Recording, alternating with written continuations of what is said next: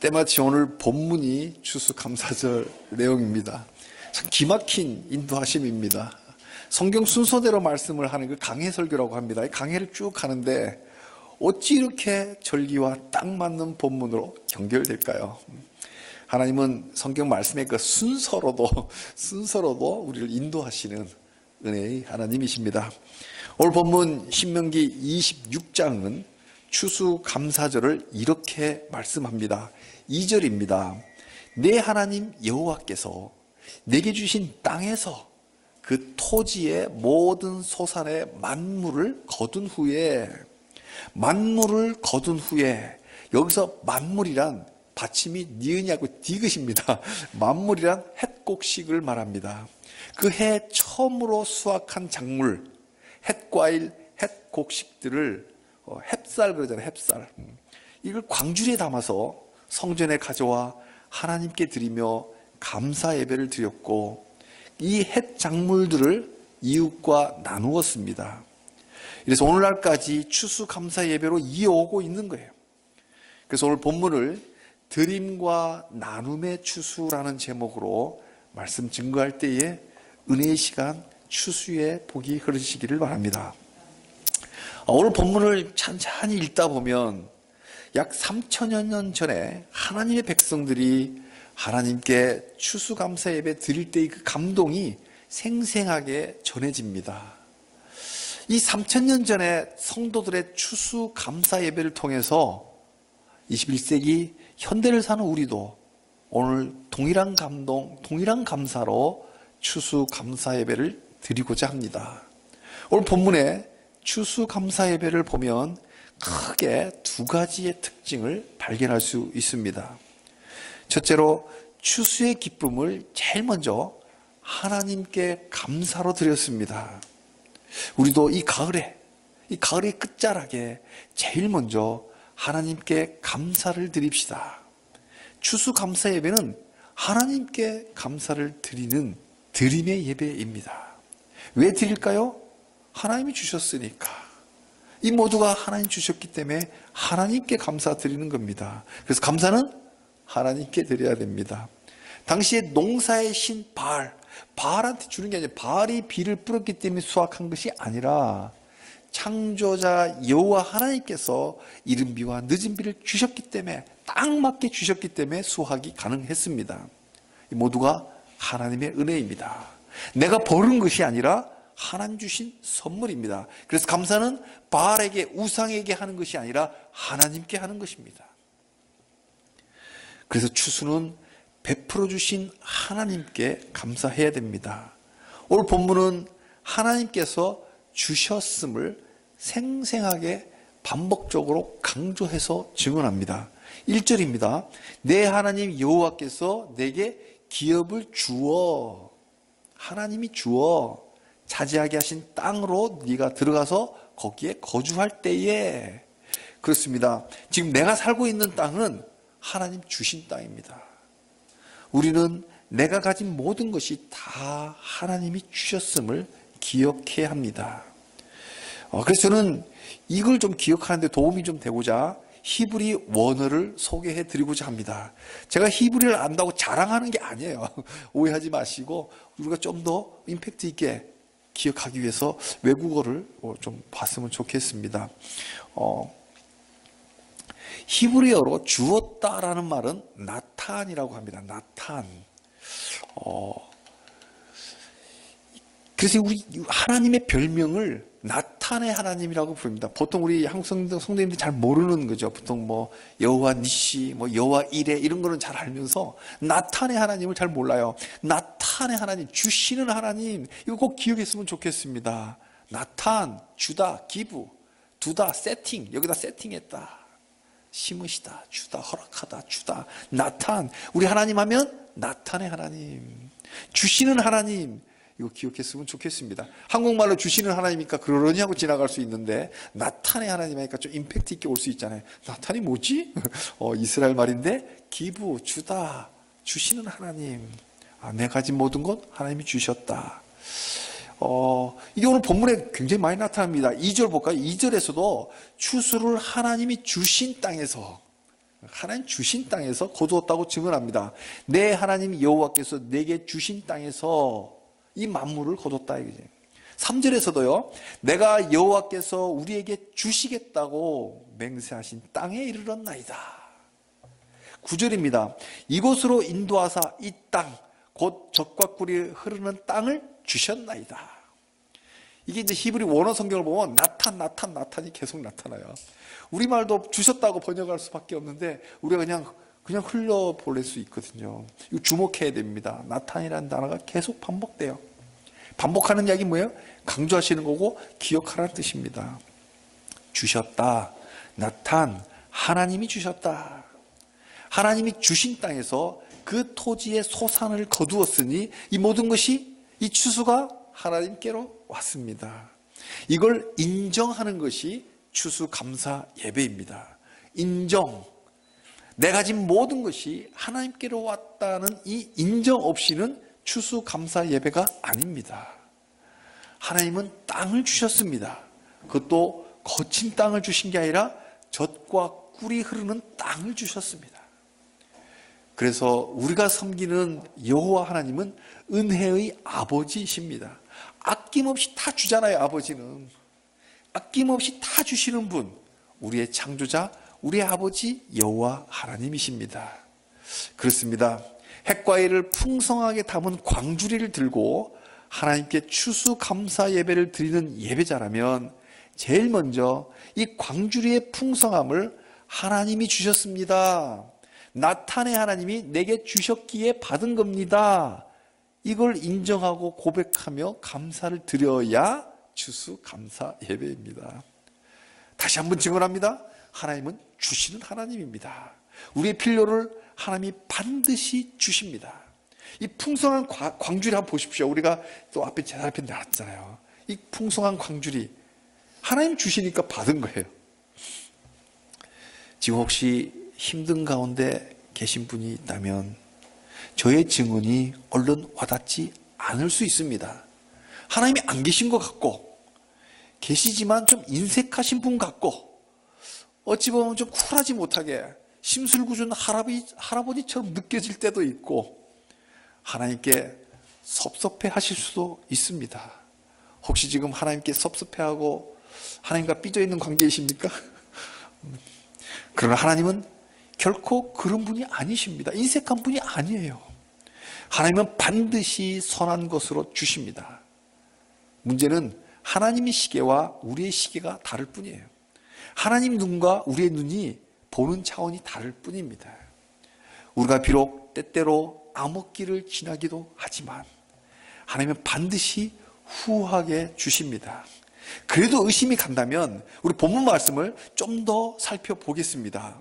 3절 하반절을 보니 추수 광주리를 들고 온 예배자가 이렇게 고백합니다. 좀 쉽게 풀어서 번역을 제가 이렇게 쉽게 번역을 해보면 이렇습니다.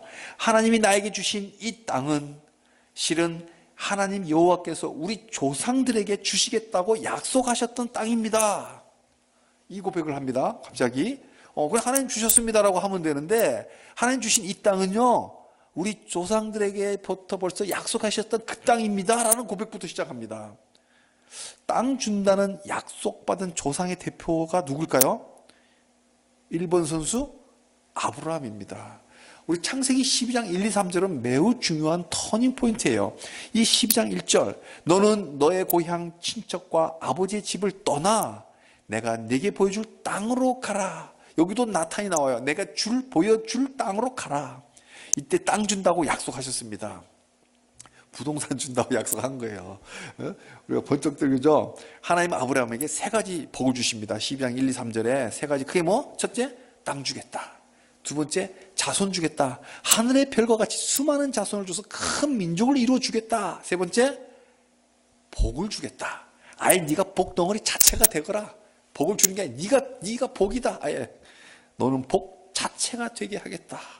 우와, 이 세 가지 아브라함 언약, 첫 언약입니다. 언약을 받았어요.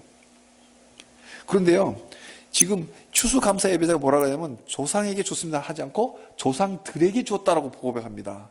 조상들에게 주겠다 약속했다. 조상들이니까 아브라함 말고 또 있다는 얘기예요. 또 조상 누가 있을까요? 이 이스라엘 조상 야곱입니다. 5절에 보니까요, 내 조상은 이 야곱을 말하는 거예요. 아브라함과 이삭과 야곱, 이 아브라함의 손자, 이 야곱, 내 조상 야곱은 방랑하는 아람 사람으로서 애굽에 내려가서 거기에 소수로 거류하였더니, 야곱 시절에 이 야곱은 이집트 왕으로부터 후하게 대접을 받았지만 분명 자기 땅은 아니었잖아요. 그죠? 자기 땅은 아니었어요.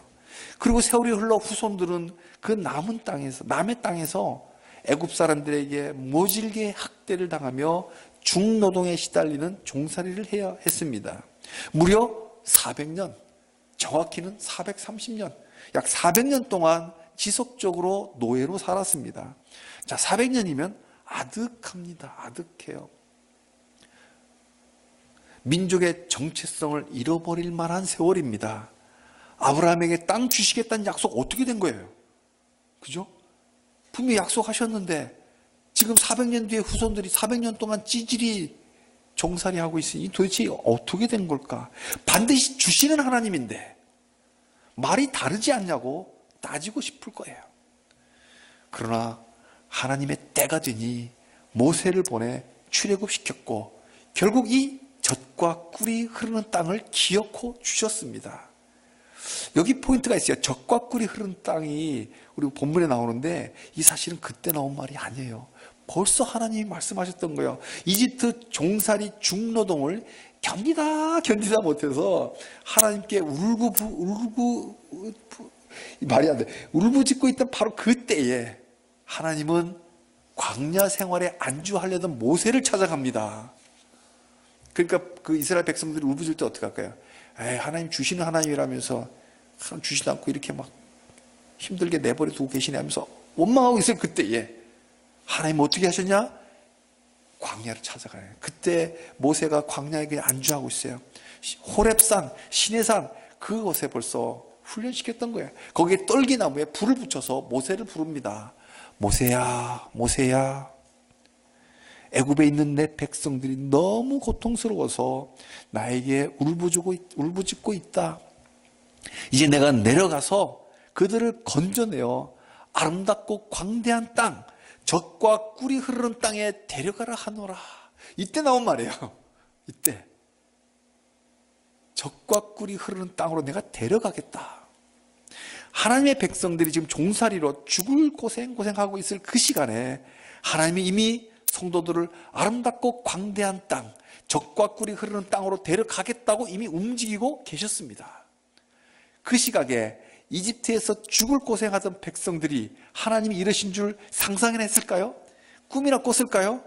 꿈도 못 꿨어요. 이들은 그냥 하박국처럼 어찌하여 부르짖어도 듣지 아니하시고 어찌하여 죄악을 보게 하시고 어찌하여 이 험한 꼴 보게 하십니까? 하박국이 그렇게 기도했잖아요. 그런 식으로 기도했을 거예요. 원망하면서 울부짖으면서 원망 어린 탄식만 했지 하나님이 벌써부터 움직이고 계신 것은 기대하지 않고 있었어요. 그러나 우리 하나님의 수는 무궁무진합니다. 하나님의 뜻은 우리보다 높아도 한참을 높습니다. 비록 처해 있는 지금의 현실이 아무리 노예같이 험악한 삶이라 해도 하나님이 이미 움직이기 시작하셨습니다. 결국 젖과 꿀이 흐르는 아름답고 광대한 땅을 주십니다. 아멘? 아멘. 이 아멘이 돼야 돼요. 네. 오늘 이 앞에 있는 이 광주리, 이게 바로 광주리에 담긴 이 만물들, 곡식, 핵과일들이 증거입니다. 우리 모두 이 수확의 계절에 추수감사 예배를 드리는 이 시간에 이 광주리를 보면서 하나님께 감사를 드립시다. 혹시 현재 암울한 터널에 계신 분이 계시다면 반드시 좋은 것으로 채워주시는 하나님을 바라봅시다. 우리 옆에 형제자매에게 한번 인사했으면 좋겠습니다. 하나님이 주셨습니다. 하나님이 주셨습니다. 한 번만 더요. 하나님이 반드시 주십니다. 하나님 반드시 주십니다. 아멘. 나타내 하나님. 이렇게 추수감사 예배는 드림의 예배입니다. 드림의 예배. 두 번째로 오늘 본문에는요, 드리는 것만 아니라 나누는 것도 이야기를 해주십니다. 추수감사 예배가 드림의 예배만이 아니라 동시에 나눔의 예배입니다. 드림은 하나님께 드리는 거예요. 나눔은 이웃에게 나누는 거예요. 그런데 이웃에게 나누는 게 어떻게 예배가 될까요?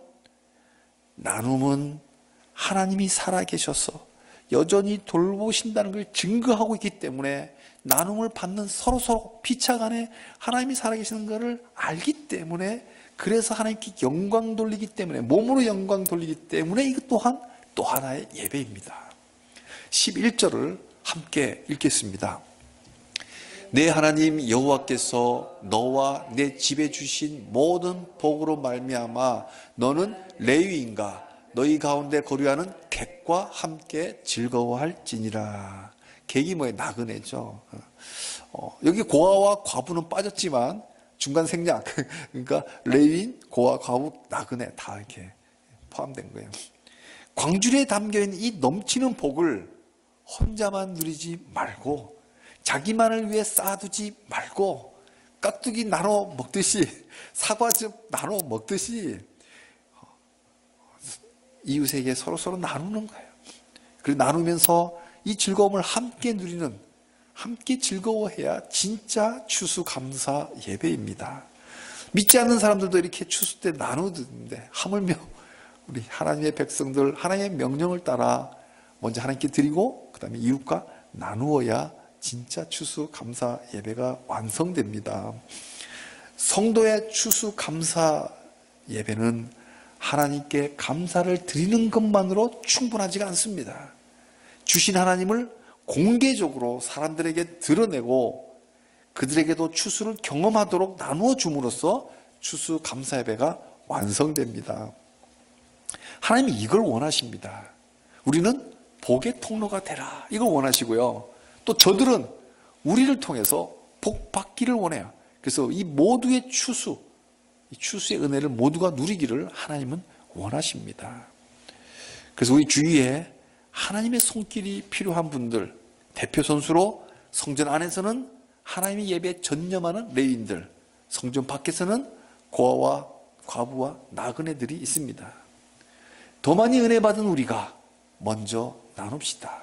그래서 항상 하나님의 은혜가 온 땅에 흐르는 그런 추수감사 예배로 날마다 살아갑시다. 추수를 하나님이 주신 선물임을 인정하고 그 첫 수확물을 광주리에 담아서 하나님께 가져나와 예배 드릴 줄 아는 성도를 하늘에서 굽어보시는 하나님은 어떻게 반응하실까요? 이거 궁금하지 않으세요? 드림과 나눔 끝, 그게 아니고 그럼 하나님은 그 모습을 보시면서 또한 어떻게 하실까? 이게 궁금한데 오늘 본문에 그것을 말씀해 주십니다. 추수를 하나님의 선물로 인정하는 자에게는 상상도 못했던 상을 또 하나 주십니다. 또 다른 상을 또 주시는 거예요. 18절, 19절을 함께 읽겠습니다. 여호와께서도 내게 말씀하신 대로 오늘 너를 그의 보배로운 백성이 되게 하시고 그의 모든 명령을 지키라 확언하셨느니라.